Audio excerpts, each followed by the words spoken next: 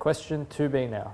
Now we're going to be dealing with binomial expansion in this question. So the question asks us, by considering 1 plus x to the n and by differentiating n the binomial theorem, show that n 1 plus x to the power of n minus 1 equals n choose 1 plus 2, n choose 2, etc. Okay, so first by considering the binomial theorem, so we'll start up here. We know that x to the n equals the sigma of r equals 0 to n of n choose r x to the r. So what does that mean? So if we make it a summation, so it will be n choose 0, because x to the 0 is 1, plus n choose 1 x plus, and then we continue this case to the rth term, or we'll say the p term because we've already mentioned r, and then dot dot dot all the way to n x to the n. And that's what 1 plus x to the n equals. So now we're going to differentiate both sides with respect to x. So we'll say d of dx of 1 plus x, and that's also equal to the derivative of, and so forth, all the way down to n x to the n.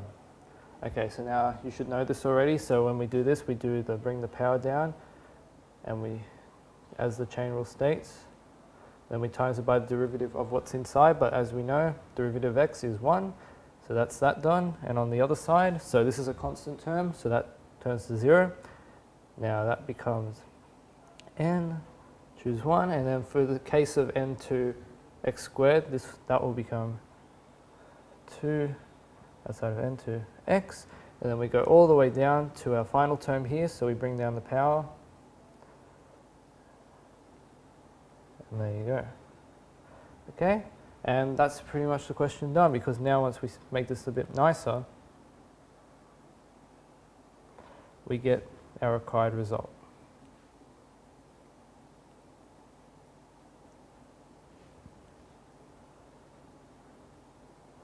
Okay. So that's part I essentially done. Now we're asked, hence, show that n3 to the power of n minus 1 equals this long thing.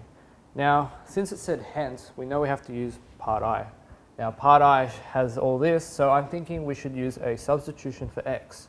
Now, we've got 3 here, and we've got 1 plus x here. So if we want this bracket to become 3, I'm guessing that we're going to have to make x equal to 2.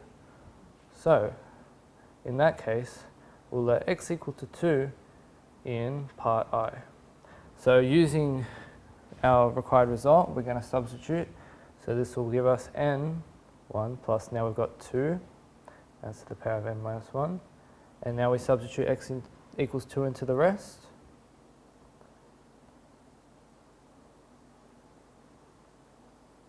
And so forth.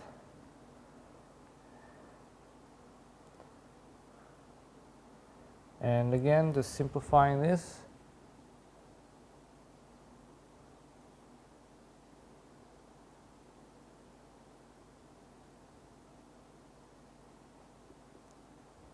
And what do you know?